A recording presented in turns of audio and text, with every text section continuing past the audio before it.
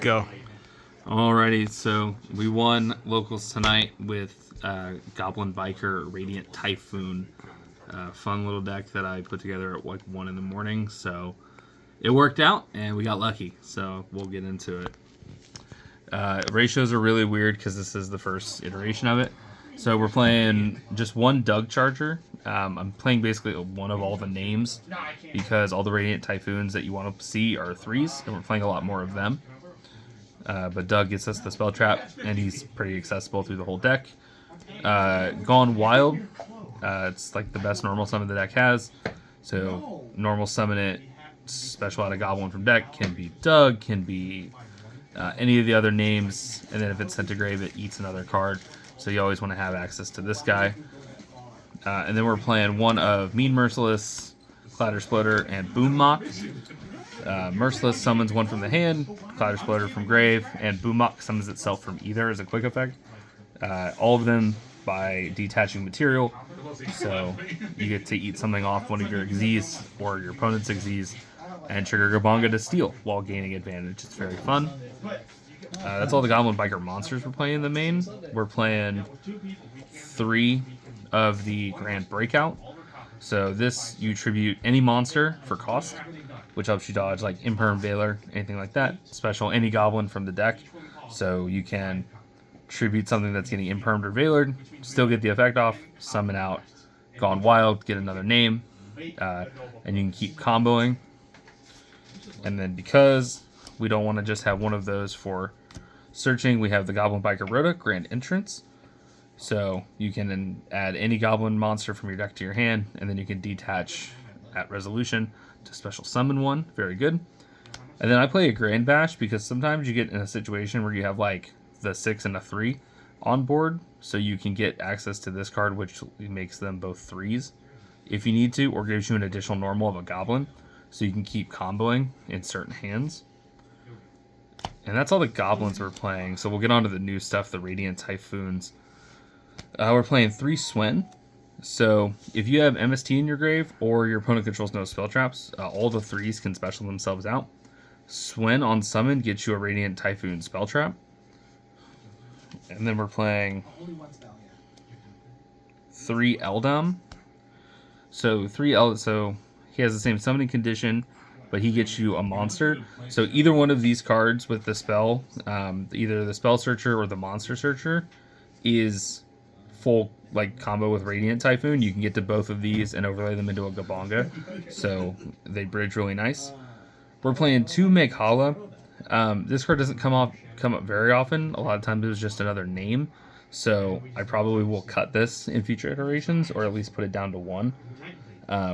If a quick play is activated, it can special a Radiant Typhoon from the deck, which is kind of nice, but it doesn't happen super often. So those are all the 3s. That's kind of where the bridge into Goblin Biker starts. And then we're playing for the high level of Crochet. So if you activate a quick play, you can special this from your hand, and on summon it searches you a Radiant Typhoon card and or an MST, so you can get, it's a +2 on a 2200 body. And we're playing a Typhoon Phonics. So if you activate a quick play, you can special this from hand, and if you activate a quick play at all, or any quick play is activated, you can shovel up to 2 cards your opponent controls back into the deck. That includes your opponent's quick plays, so something like a Droplet, very fun to use against your opponent. That's all the monsters we're playing for Engine. We're playing 3 Radiant Typhoon Chant. So all the Radiant Typhoon's spells, if they're popped by MST, you can reset them. And then they have 2 effects. So one of them is always pick up MST from your deck or grave. The other one is, this one is add a level 4 or lower. So you get this off of Suwen to get Eldam to search another name to keep your combo going. And then we're playing 1 Manifestation. This one is Foolish Burial for Radiant Typhoon. And 1 Vision. This is draw 2, and then you can discard a Radiant Typhoon or a quick play. Or if you don't have one of those, you have to discard your whole hand. But they both do the add the MST thing. Playing 2 MST. This is really searchable and hyper recurable, so you don't need to play 3. I recommend playing more than 1 because this trap mandate, this lets your MSTs also become negates. So having access to more than 1 at any given time is very nice. So that's all the Radiant Typhoons. It's a good little sub-engine to put in with Goblin Bikers. We're playing the 1 full armored Xyz because we have the armored Xyz guys in the extra deck. 1 Called by the Grave to help insulate our combos from hand traps.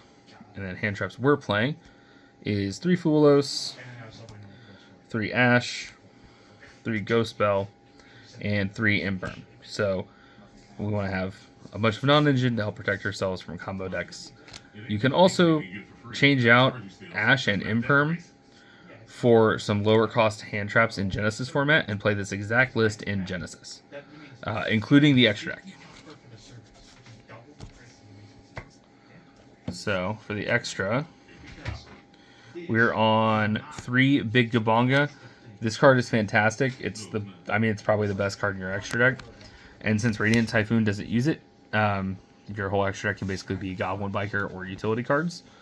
We're playing a Crazy Beast. So this card has like ding protection, so if your stuff would be destroyed, detach a material, and it can eat your opponent's back row. 1 Goblin Biker's gone bonkers.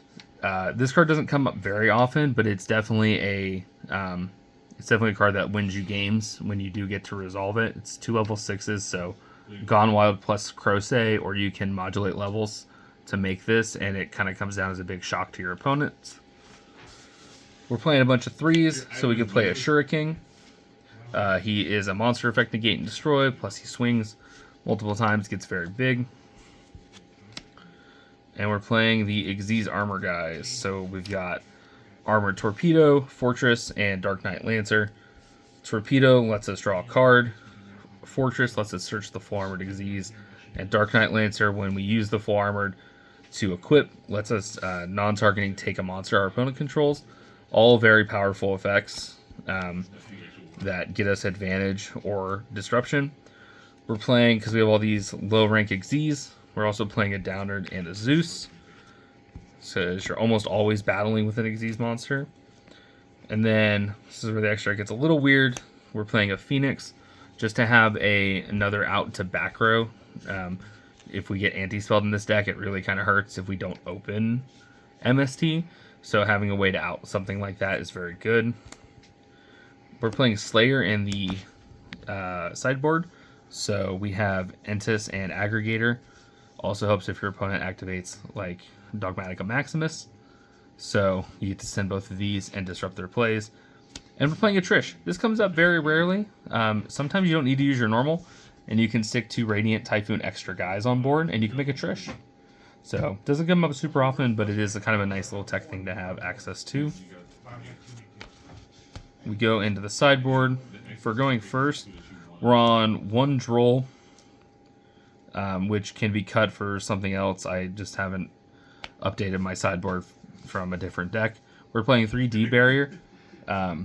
Playing against Yummy or Draco Tail, calling Synchro or Fusions is really helpful. Then we're on the 3 aforementioned Ultimate Slayers, 2 Lightning Storm to deal with back row or monster decks, Raigekis.